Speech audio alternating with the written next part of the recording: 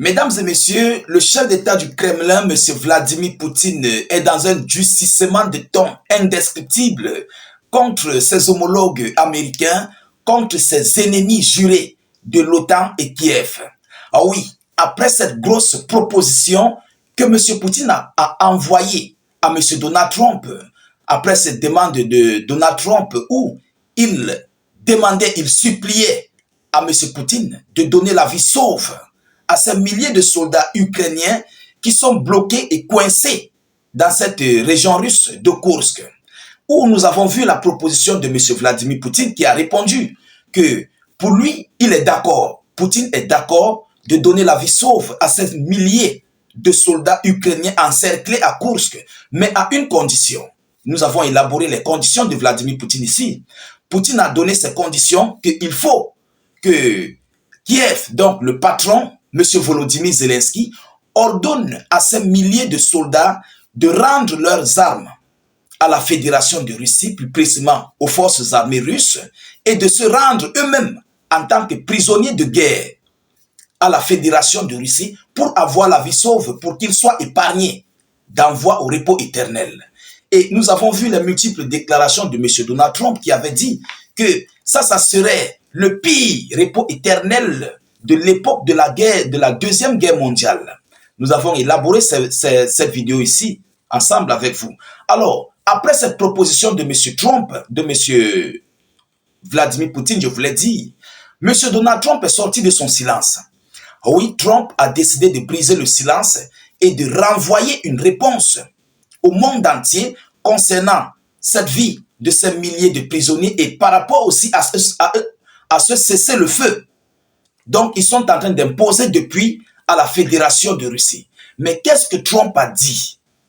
Qu'est-ce que Trump a envoyé comme message à ce cessez-le-feu et concernant ces milliers de soldats qui sont coincés, encerclés entre les tenailles des mains des forces armées russes? Alors, c'est ce que nous allons voir ici dans cette vidéoconférence.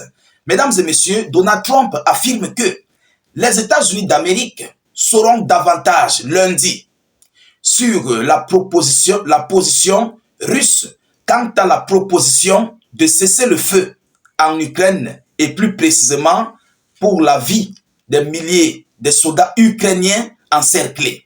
Alors, mettez beaucoup de j'aime, mettez suffisamment de j'aime et surtout partagez la vidéo au maximum. Abonnez-vous si vous n'êtes pas encore abonné à nos multiples vidéos d'actualité. Mettez beaucoup de commentaires, je vous en prie.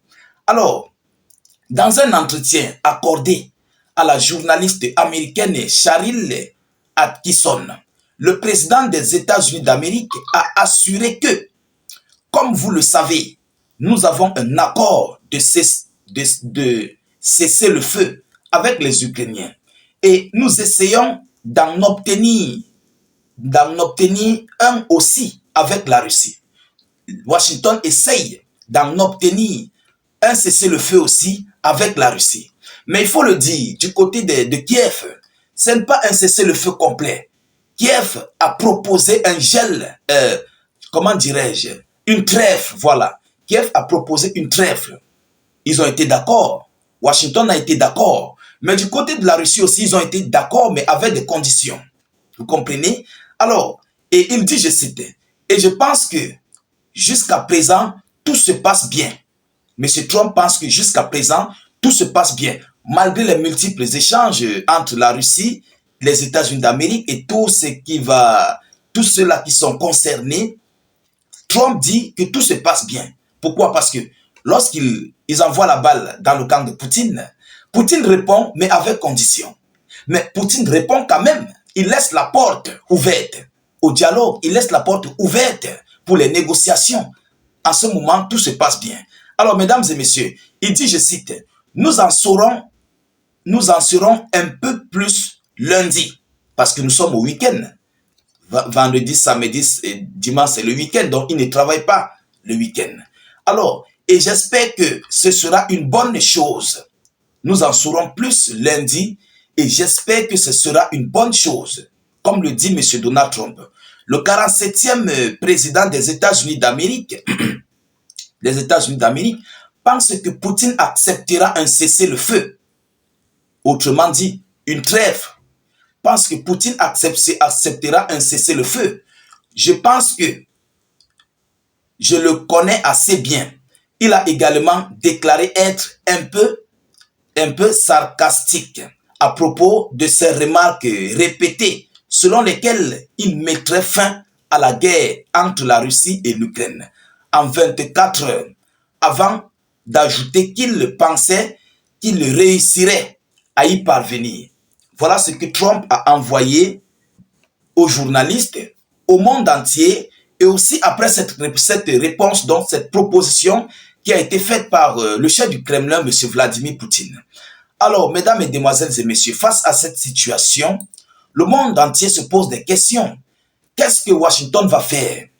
Qu'est-ce que Washington compte faire pour amener la Russie à ce cessez-le-feu?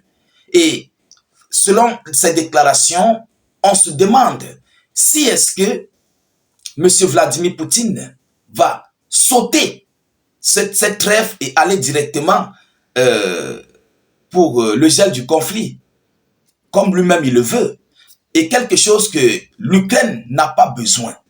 Bon, quelles seront les décisions prises par les États-Unis d'Amérique d'ici lundi? Parce que le monde entier est inquiet. Tout le monde se pose des questions. Pourquoi? Parce que Vladimir Poutine, de son côté, répond, il est ouvert, mais il y a des conditions. Est-ce que les États-Unis d'Amérique vont durcir le ton, eux aussi, face à la Fédération de Russie? Voilà où la grosse question se pose. Est-ce que Washington va durcir à son tour le ton contre la Russie? Est-ce que Washington va soutenir l'Ukraine de combattre la Russie à nouveau? Voilà la grosse question. Si Donald Trump le fait, ça serait en fait de tout gâter et de tout mélanger. Parce que déjà, il y a des milliers de soldats qui sont, on peut le dire, ils sont en otage, ils sont encerclés, ils sont pris au piège. Et ça va risquer, ils vont risquer gros.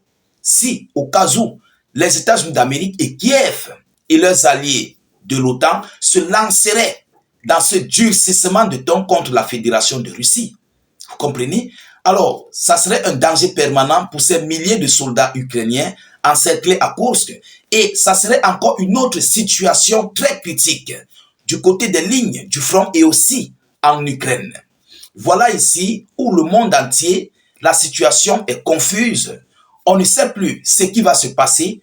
On ne sait plus ce qui se passe actuellement. On ne sait pas en fait ce qui va se dire du côté des États-Unis d'Amérique. Mais en tout état de cause, la balle actuellement est dans le camp des États-Unis d'Amérique et entre les mains de Kiev.